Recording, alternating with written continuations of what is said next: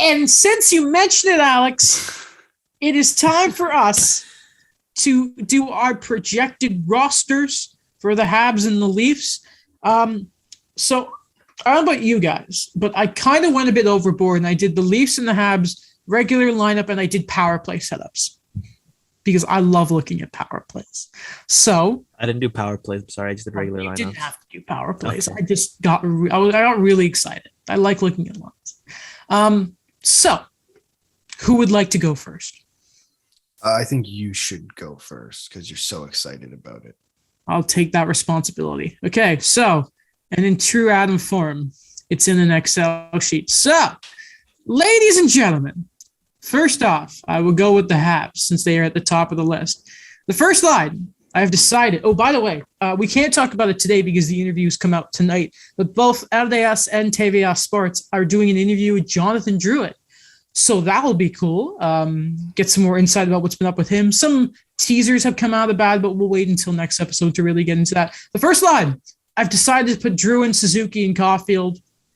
Honestly, you could have put most guys on the top line, but I think Drouin's playmaking ability and it's very interesting. Since he had his wrist injury, his shot just hasn't quite been there. So put him with two guys that can shoot. The second line, Dvorak needs wingers that can carry the puck. Anderson loves doing that. Toffoli underratedly does it a lot. Like, seems like every other shift, he's the guy carrying it through the neutral zone.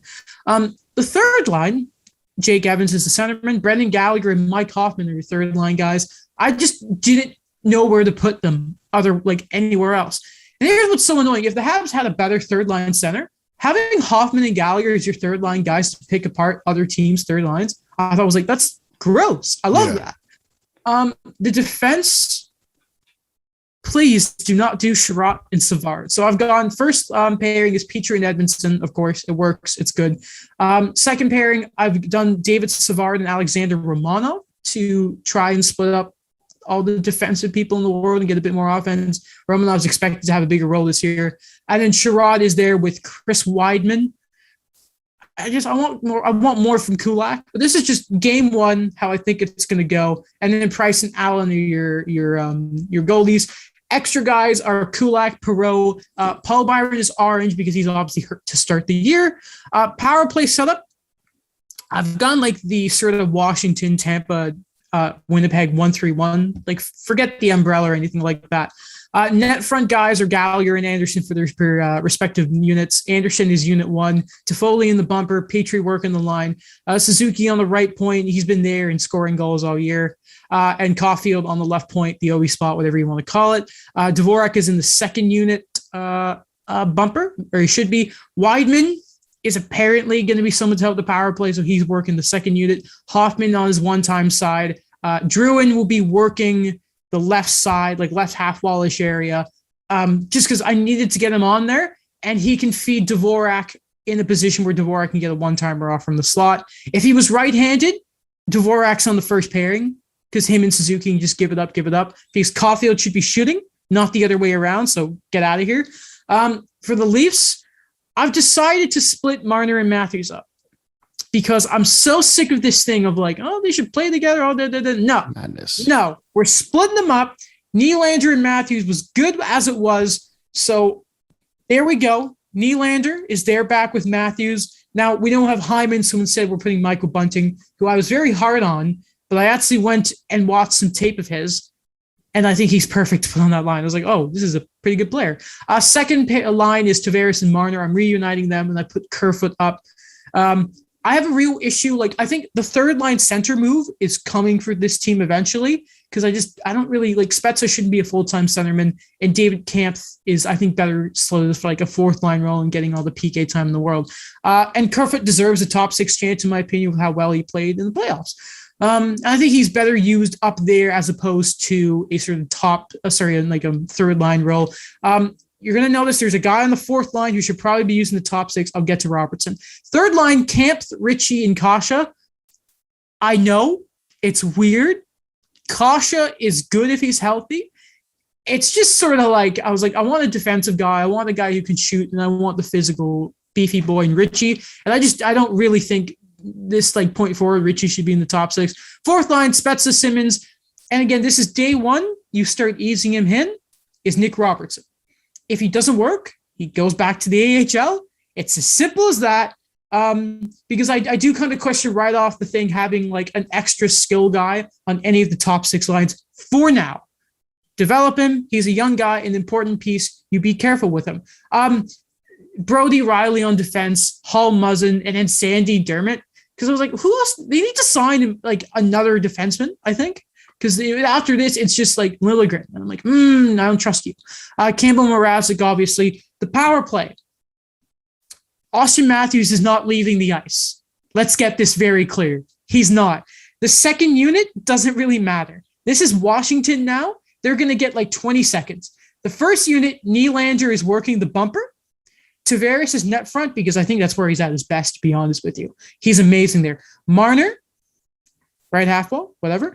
Riley doing his thing, working the point. Sandin is doing that on the second unit. Robertson is the sort of what I have Suzuki doing on the Habs one. He's the playmaking guy there. Get him a bit of chance on the power play. Spezza in the bumper because I just didn't know who else to put there. And like, Spezza, cool. He had more points than Kerfoot last year, I think. And I was like, oh, cool. And then Matthews is just staying there because why would he not stay there? Simple as that. Now you're going to notice I don't have Mikheyev in the lineup because if I was Dubas, I'd get rid of him because he wanted to be here. Engvall's not there either because I don't trust him. I'm not a good GM because I would give up on guys too easily. I also have Adam Brooks there and Gabriel because I don't know what he is. And that's why 3 of them are orange because I'm just so questioning these guys. And Engvall needs to learn to play well when his job is not on the goddamn line. So there you go. That has to be one of the weirdest things though, right? With Engvall, like that's not necessarily a normal trait that a player has, is where when their job is on the line, that's when they perform like consistently. Like maybe that happens the first time, but when your job is on the line and you consistently perform, then it's just, I've never seen that. So to me, it's just odd. You know what he is? He's the university student. Yes. Yes. I'm reaching my deadline here. Yeah. I forgot, by the way, net front of the second unit is Bunting. Really good there for Arizona. Sure. But no, it's just, he's such a frustrating guy. He's like Antonio Giovinazzi in Formula One, where it's like your seat's in danger, Antonio. That is actually a really good. It's ridiculous. It's like, I want to like you, Antonio, but it sounds like he's lost his seat to Gang Yu Zhou. That's how you say it. But yeah, that's how Adam has it shaped up. By the way, something really interesting I noticed about the Habs is, so you know how I've been complaining forever they need a left-handed defenseman who can move the puck and work the power play? Mm-hmm. Yeah. I kind of realized a big problem with Montreal is a lot of prospects they have, I think they're pushing next year. I think of Raphael Harvey-Pinard, Matthias Norlinder, Josh Brook, even Caden Primo next year. I think like if you're being realistic and smart and patient, which Montreal need to learn to do after Jesperi Kotkaniemi and all that stuff, I think next year in around camp and preseason, they're going to be very interesting to look at. Anyway, yeah, that's you didn't mention the captain though, because they're not naming one. No, the captain. What prospect, the prospect captain. Raphael Harvey-Pinard. No, yeah. you're Yad Mishak. Oh, that's not who I thought it was. Is Mishak the captain? I thought it was Raphael. No, captain of the Czechs, but that's how we referred to him before. Remember, we just kept calling him, yes, the captain. I think he scored in one of their games the other day, but it's the rookie tournament. It's hard to care. And yeah, Gianni Fairbrother is there too. That's who I was going to say. Legend right there. I actually had him making the team. No, I'm kidding. I didn't. No. In a few more years, maybe, but not. We'll give him a fair shot. Of course. Cool name. Who would like to go next? I don't mind. Let me share my screen here. Give me 1 second. Just let you guys know, I don't have enough to make it look nice to share my screen. That's okay. I just have the lines. So I'll do it quickly. I don't have the lines, so like power play lines. So I am an idiot. Why? I forgot my fourth line, which is basically the same as Alex's, except Paling makes the team later in the year. Sorry, I forgot to mention half my lineup there. Go ahead, Alex. So first line. So this is what I went with. I went with the playmaking, power forward, scorer lines. Just because it works in EA, so it's got to work in real life. I love it. No, it's just a good combination of players. So I have Caulfield, Suzuki, Gallagher. Quite obvious who is who there. Anderson, Dvorak, Toffoli, Hoffman, Evans, Drouin, Lehkonen, Paling, Armia. Like, I guess Paling can also be either Cedric Paquette or Matthew Perreault, depending on whoever the extra is. Like, I just think you give Paling that shot if you really want to use him. Mm-hmm. Then defense-wise, I don't know why I wrote Petrie first, but obviously it's switched. It's Edmondson, Petrie. It's worked. Got to try it again. Romanov, Savard, because that to me is just the obvious one. And then Sherratt, Kulak. And I guess Weidman is my extra. And then Price and Allen. Mm-hmm. I love the respect for Brett Kulak, by the way. I mean, yeah, like I just, I don't know much about Chris Weidman except he was in an Uber. So it's, you know what I mean? He's such a weird player, Weidman, because he's a fascinating case. Well, we'll talk about him another time, but I do like it. I do like it a lot. By the way, probably the reason you had Petrie first is because you're like, who's their only good all around? That's Jeff Petrie. Yeah. He was the first guy who came to my mind. Yeah. And then with the Leafs, it gets a little, not really more complicated. There's just some asterisks. So I'll start from the back. Campbell and Mrazek, obviously, like whoever is the better goalie, I guess, will start in the playoffs. Please don't do the tandem in the middle of the playoffs. I don't like it. And then you have Riley, Brody. Obviously, it's worked in the past. It's a good combination. Hopefully, Riley picks his game up. Muzzin and Hall, again, worked in the past. Got to keep going with it. And then I have Sandin and Dermott, and I don't necessarily think they're actually going to go out and sign anybody else. I think they're actually okay. I've said this like the last 3 years, but I honestly believe it this time is that they're actually going to try Dermott on the right side. I don't think it should be next to Sandin, but I don't see another option. Mm-hmm. It's been the biggest story with Dermott for like 5 years now. Yeah, it has been, and it's upsetting. Yeah, because like he's a good player. That's not the issue. It's just spot for him. And my extra, I kind of just picked a guy who the Leafs had, and I just picked Carl Dahlstrom, who they just signed in free agency, and I don't know if he's actually going to play because I suspect that Timothy Liljegren will get in first when injuries occur, but I expect him to play the most of the time, in the AHL because you want him playing minutes. So it just doesn't make sense to me to keep him sitting in the press box, considering that the Marlies also play in Toronto in the same training facility. So it's just, there's not that separation that you'd expect. Mm-hmm. Forward wise, I currently have Bunting, Matthews, Marner, Kerfoot, Tavares, Nylander, Ritchie, Kampf, Kasha, and then Mikheyev, Spezza, Simmons. And extra, I have Engvall and Gusev. I expect I could see the Leafs signing both Gusev and Ho-Sang out of training camp, which will leave them with one extra roster spot. And unfortunately, Josh Ho-Sang might be in the minors. Poor guy. But I can honestly see him getting a chance with this team because if you look, I have asterisks next to half of the guys on the left side.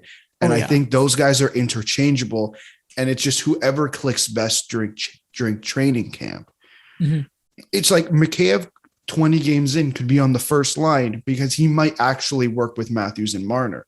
I just put Bunting there because everyone says he's going to be there. Kerfoot is the only winger I really think is going to stay in that spot. Oh, and he proved it again in the playoffs. Bunting, by the way, like what I actually watched of the guy, I think people are going to forget about Hyman really quickly. Like Bunting is good, and he can score from some distance out too. He's got a decent shot. Like, good player. I hope so. Yeah, I like it. I like it a lot. David Kampf, by the way, I'm fascinated to see what he's going to be like. I really am. He was in Chicago before? Yeah. Yeah, he's like defensive center. Weird. I wouldn't be surprised if he's the guy on the third line all year because apparently he's supposed to be really good defensively. Yeah. Yeah. So one thing that I've heard the Leafs really want to do is create a shutdown type third line.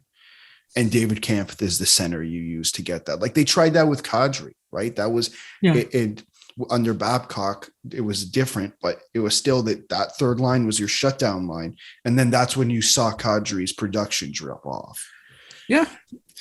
And hey, maybe it would have worked a little longer if he didn't get himself traded. Yep.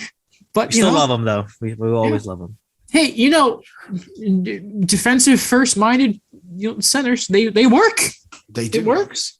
Rob Niedermeyer. Yeah, sure. I I didn't even know he was a defensive centerman. I just knew he was Buddy's brother. Yeah. He's the reason the Ducks won the cup because Scott Niedermeyer is like, I want to play with my brother. I mean, Chris Pronger was pretty good. Yeah. And the young Corey Perry. Right. That's a hilarious team, by the way. How good it was. Yeah, looking back on like how everything kind of worked out. I was rereading Brian Burke's book. This was lending it to my grandfather over the weekend, or I gave it to him when we were just there. So really interesting. Like the stuff he talks about with Lamorello was hilarious. But yeah, Dan, you want to go ahead and yes. I'm just gonna say it because I don't really have a nice thing to really share. I just wrote notes. Okay. How dare you not take the time to put it into an Excel sheet color coded? My apologies. I will next time though. Mr. Works full time. How dare you? That the listeners won't see, but the viewers will. The alumni of Ryerson going to his alumni reunions after 2 months. I know. I was recalling, some of the times I had at Ryerson my last year there, and it's weird. Looking back, it feels like a lifetime ago I was a student. I'm surprised that as an alumni, you're not charging us between $50 and $100 to appear on the show. You got to do this after you give the convocation speech, I think. Have to get some credibility built up. Oh, yeah. But sorry, go ahead. Yeah, who do you go ahead. Yeah. So I'm going to go with the Leafs first. My first line is Nick Ritchie, Austin Matthews, and Mitch Marner. There's no bias there. I just want to see how it's going to work out if you get another big guy who people say you have a bit of faith in his skating and what he can do. He could get into the dirty spots. So I'd like to see that because I really do feel like the Leafs have so much skill right now that I don't know where to put it all the time. This one's a bit of a toss-up for the second line because I love Mike Bunting and I think that he's just going to keep getting better. But I have Nick Robertson there with Tavares and Nylander. The reason I did it was I can't see Robertson in a checking role. And I want him to play with Tavares because I want that young player emerging with the veteran leadership type of center guy. And then Nylander's there as the expected goal scoring guy that I know is going to have a good season again. I think he's going to be great. He's going to be consistent. What he showed in the playoffs, it's going to come into the next season. For my third line, I tried to make a shutdown line of guys that can also score at the same time type of line.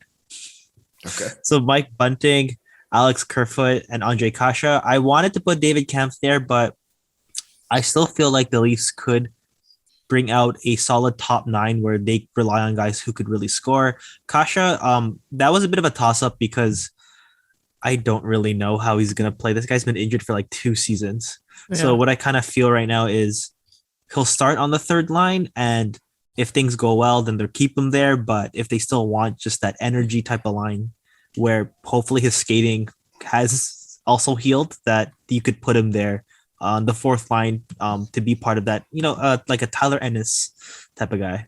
Mm-hmm. For my fourth line, well, actually, I have 2 fourth lines. Sorry. Of course you do. Of course. It just fits the profile.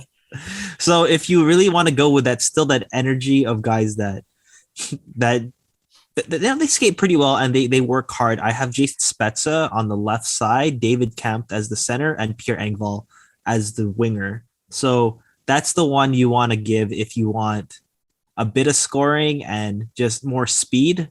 So my second fourth line is Curtis Gabriel, Adam Brooks, and Wayne Simmons. So it's a bit on the heavier side of things other than Brooks, but I think he really kind of centers the 2 big guys who can fight. So it really depends on like what type of matchup you want to go against and how you're going to utilize that. Mm-hmm. I don't really have to go much into the defense because it's exactly the same that all of us chose for the defense because I have really no other options going. Like you've mentioned Timothy Liljegren, and I don't see him making the team like right away. Yeah. Goalies, I have Ian Scott. No, I don't. It's the same goalies. Good. Yeah. Good. For the Habs, Just waves Campbell. yeah. You know, it always happens in NHL 21. Like they didn't even prove his rating. Well, they don't put effort into like the wired. Well, I mean, whole other discussion. Can't wait to review NHL 21, 22 when it comes out. X Factors. David Riddick was like what, an 82 still? Yeah.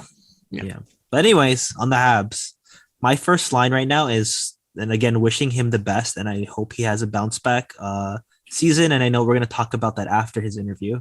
But Jonathan Drouin, Nick Suzuki, and Josh Anderson on the first line. I like that one. You know, a good combination of speed with size. So it's the same thing I was trying to do with the Leafs, is that you have these guys who could play a two-way game, who know how to skate, and you have like that big body guy like Josh Anderson, who has that shot as well. Second line, not really a surprise there. I actually wanted to separate Cole Caulfield and Nick Suzuki because I like to have two young guys not playing together for now. So it's Toffoli, Christian Dvorak, and Cole Caulfield for that second line. I think that one's pretty balanced as well. Same thing I want to do with the third line is also what I like about the Habs is they have so many great options for a top nine that you could have three scoring lines. So it's going to be Mike Hoffman, Ryan Poehling, and Brendan Gallagher. For the fourth line, I wanted to keep it defensively responsible as well, but also still have a guy that can skate pretty well. So it's going to be Arturi Lehkonen, Matthew Perreault, and Yoel Armia. Nice. For defense, I actually have Alex Romanov on the first pairing with Jeff Petrie. So I wanted to, again, it's like the Nick Robertson, John Tavares kind of thing. Like if you want the young guy to grow, you have to give him a chance at least the first few times to get the big minutes and play with a solid veteran, especially with Shea Weber not being there. For the second pairing, you can't really go anywhere else with this. It's going to be Joel Edmondson and David Savard. And then the other pairing is going to be Ben Sherratt. And I actually have Brett Kulak here instead of Chris Weidman. It's the same argument that Alex had. I don't know Chris Weidman other than the taxi incident. Yes. I don't know how he's going to play. He hasn't been in the NHL for a while. So I think just for the opening night roster, I think you're going to go in with the familiar face with Brett Kulak. And for goalies, yeah, it's not debatable. It's Price, Allen. Yeah. Decent players. Yeah, it's so just similar to what both teams did last season. It's like, okay, the Leafs, a bunch of wingers, and whoever survival of the fittest. And then Montreal, a bunch of wingers. Like just a ton of them. It's hilarious. And Cody Gulboff.